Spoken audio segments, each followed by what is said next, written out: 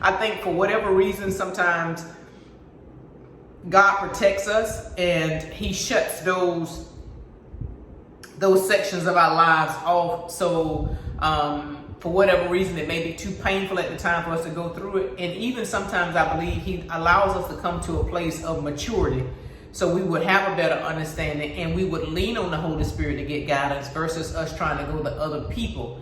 I think a lot of times people make huge mistakes in their life because they rely on other people to give them answers versus going to God himself for the answers, okay?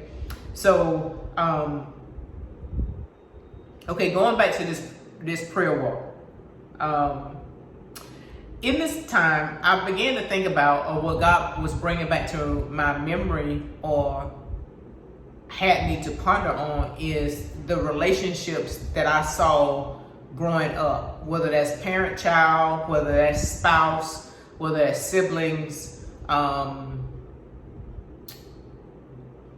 grandparents, and just the relationship, the adult relationships that I saw represented in my life.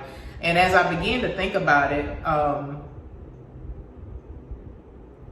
most of what I saw in most of the relationships that was within my family was dysfunctional.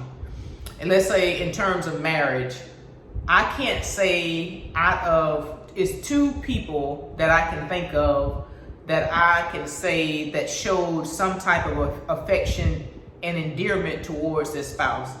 And that would be my father's two older sisters. Every time, I didn't see them hugging their husbands and things like that, and I wasn't around them a whole lot.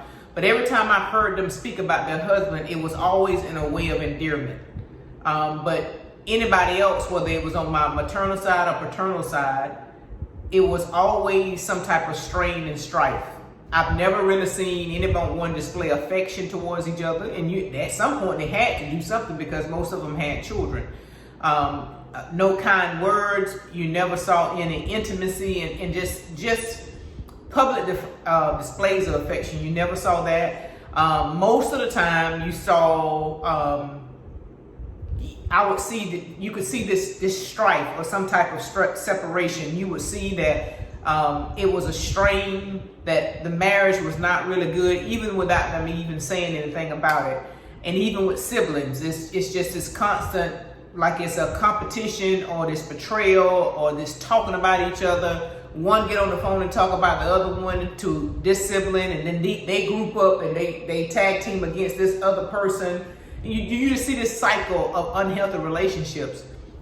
And I kept asking God, I said, well, Lord, why are you bringing me back to this? And they kept going back to my two aunts, my father's older sisters. And I was brought up in a two-parent home. So my parents was in the same home together. But again, I didn't see that affection or that endearment. And I believe that when you see this type of dysfunction, whether you do it knowingly or unknowingly, you can pass this on, or you can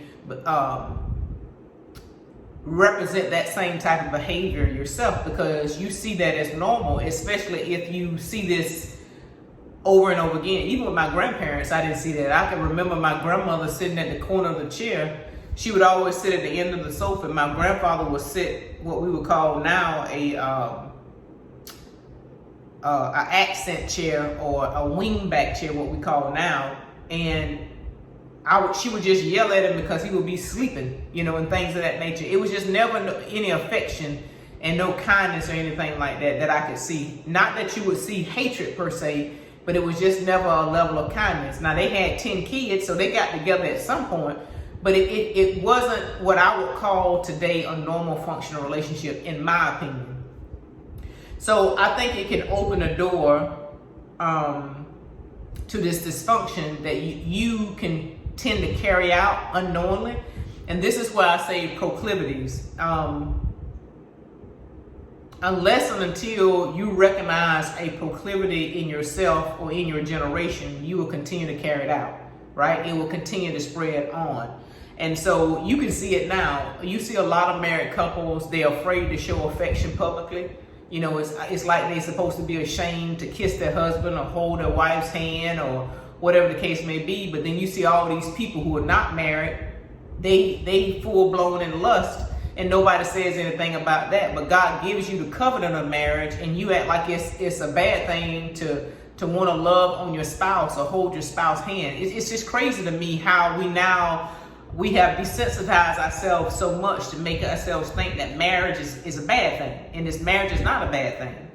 So what is a proclivity? A proclivity is defined as a tendency to choose or to do something regularly, an inclination or a predisposition toward a particular thing.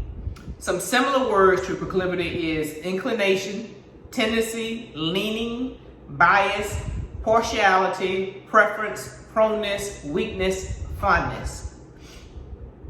Now, as I continue on, keep those definitions in mind, okay?